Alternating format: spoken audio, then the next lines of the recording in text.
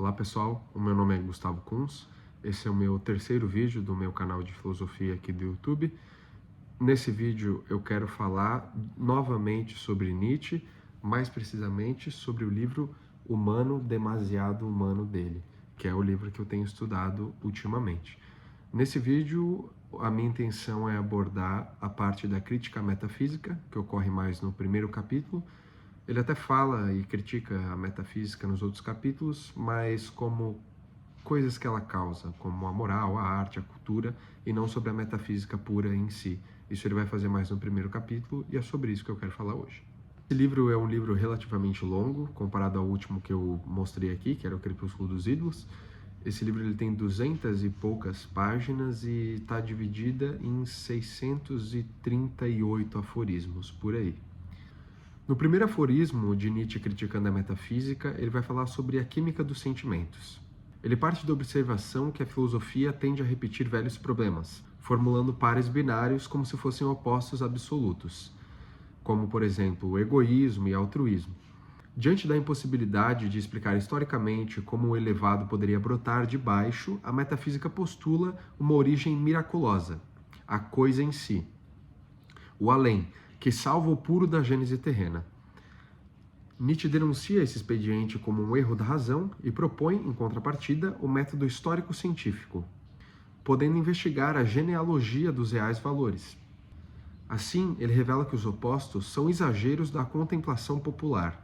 O altruísmo não nasce do nada, mas são formas mais refinadas, sublimadas de impulsos terrenos, como, por exemplo, o egoísmo. A conclusão epistemológica aqui é clara. Substituir explicações transcendentes por uma análise genealógica que mostra a química dos nossos conceitos e sentimentos. Assim como a química demonstra substâncias aparentemente puras em seus elementos básicos, nós agora podemos demonstrar sentimentos morais para ver do que deles são feitos. E aqui eu cito ele. Talvez descobramos que as cores mais belas vêm de matérias vis, baixas e desprezadas. Talvez a moral mais elevada não tenha origem celestial, mas surjam de instintos mesquinhos que a cultura aprendeu a refinar. Mas não haveria muita gente disposta a seguir com essa investigação que ele propõe, pois o homem prefere afastar da mente essas questões de origem.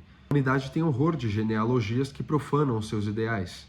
Como ironia final, ele diz: não é preciso estar quase desumanizado para sentir dentro de si a tendência contrária. Ele sugere que somente alguém que já não se agarra a essas ilusões humanas é capaz de querer investigar a fundo, sem medo, de onde vêm de fato esses valores.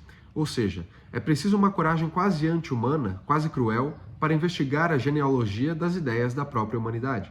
No segundo aforismo, que é breve, ele vai atacar as verdades eternas e mostrar que elas são confundidas com construções sociais. Natureza humana é desbancada pela falta de análise histórica. Ele critica a teologia, mostrando que ela lida com o homem dos últimos 4.000 anos como se fosse um ser eterno. Mais para frente, ele vai desenvolver um pouco mais esse aforismo, porque aqui ele acaba ficando um pouco curto e infundado, mas essa é a ideia central desse aforismo.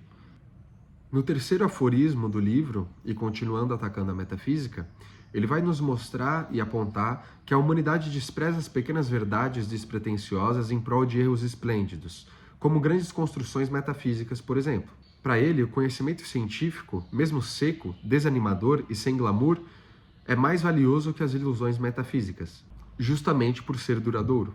Aceitar isso exige virilidade, coragem e sobriedade. Com o tempo, não só os indivíduos isolados, mas a humanidade vai se acostumar a valorizar essas verdades pequenas e sólidas, abandonar a crença milagrosa da verdade. Os que veneram a forma vão zombar dessa mudança, mas isso porque ainda não aprenderam a ver a beleza na simplicidade. Nosso julgamento sobre o que era harmonioso há 200 anos atrás era algo relacionado com símbolos, formas místicas e construções metafísicas. Hoje, o belo é mais intelectual e espiritual. No quinto aforismo do livro, o Nietzsche mostra que a metafísica não surge de uma necessidade racional, mas de uma má interpretação dos sonhos. Sendo assim, fatos oníricos acabam sendo interpretados como parte da realidade palpável. A crença em espíritos e deuses, uma vez que os mortos continuam vivos, já que aparecem em sonhos, e a crença em um além-mundo são frutos de má interpretação dos sonhos.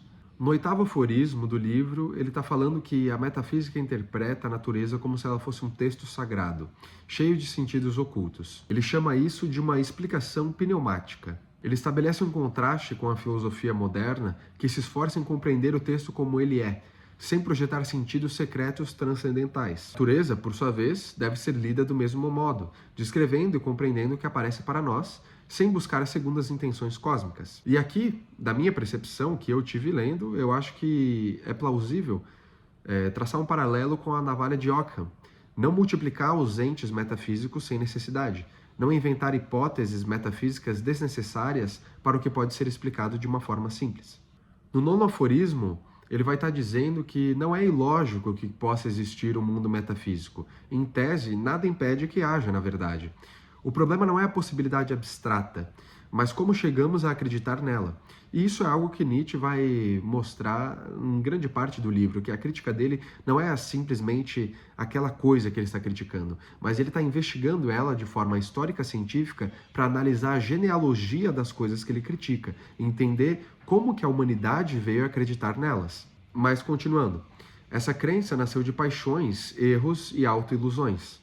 Mesmo que o mundo metafísico existisse, ele seria um ser outro inacessível. Não podemos conhecê-lo nem usá-lo para orientar a própria vida. E aqui eu cito uma frase muito legal que ele coloca. Ainda que a existência de tal mundo estivesse provada, o conhecimento dele seria o mais insignificante dos conhecimentos. Mais ainda do que deve ser, para um navegante em meio ao perigoso temporal, o conhecimento da análise química da água.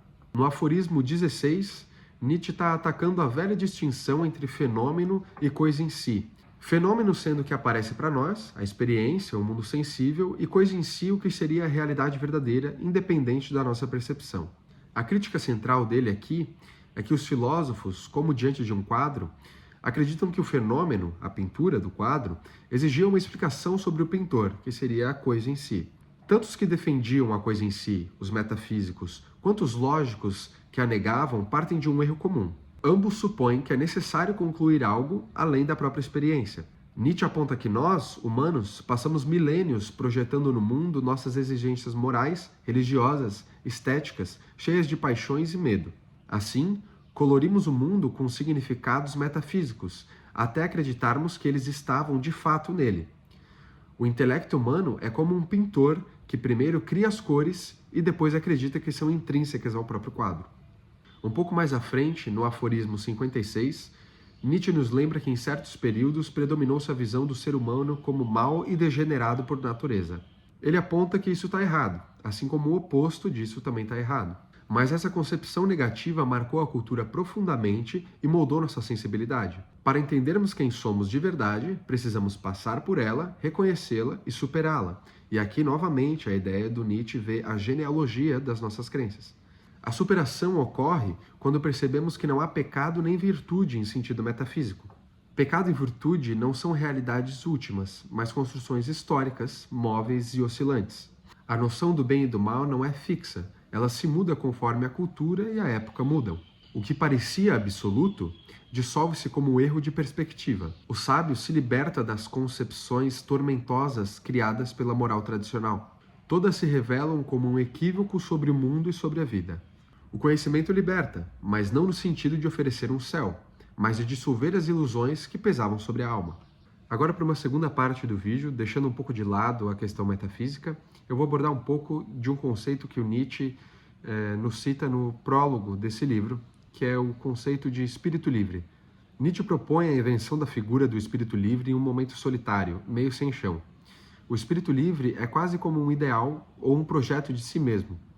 Ele não está preso a dogmas, tradições ou certezas herdadas. Um tipo de humano em formação que ousa pensar contra a metafísica, a religião e a moral. É um remédio pessoal. Mas o espírito livre não nasce pronto, afinal ele não é um ser metafísico. Ele surge através de um trabalho de superação, um processo histórico e psicológico. A grande liberação que o Nietzsche mostra é o momento em que o indivíduo rompe com tradições, dogmas ou vínculos sufocantes. Os indivíduos mais elevados começam presos a laços mais fortes e complexos do que a média das pessoas, e sendo assim, têm mais coisas a superar para se tornar um espírito livre. Nietzsche sugere que os vínculos não são destruídos à força, mas transformados. No meio termo da caminhada do espírito livre, ele olha para trás com suave desprezo, enxergando o que já conseguiu superar, e olha para frente com curiosidade, para o que ainda pode se tornar. É a síntese entre o que foi e o que será. Ele nos mostra, então, que o espírito livre tem como características uma autonomia emocional, escolha deliberada, exigência e distanciamento e liberdade interior plena, o que seria um exercício para quebrar e criticar a metafísica tradicional, a moral da religiosidade de sua época e conceitos empalhados, como ele mostra no Crepúsculo dos Idos, que é o outro livro que eu fiz o vídeo. Por enquanto é isso, eu acho que esse vídeo não ficou tão profundo, não era a minha proposta, eu queria mostrar um pouco da crítica metafísica que ele faz em Humano Demasiado Humano, e é isso aí. Se você viu esse vídeo até aqui, e se você quer me provar que você viu até aqui para eu ficar feliz, você vai comentar que filosofar é legal. E é isso aí, valeu.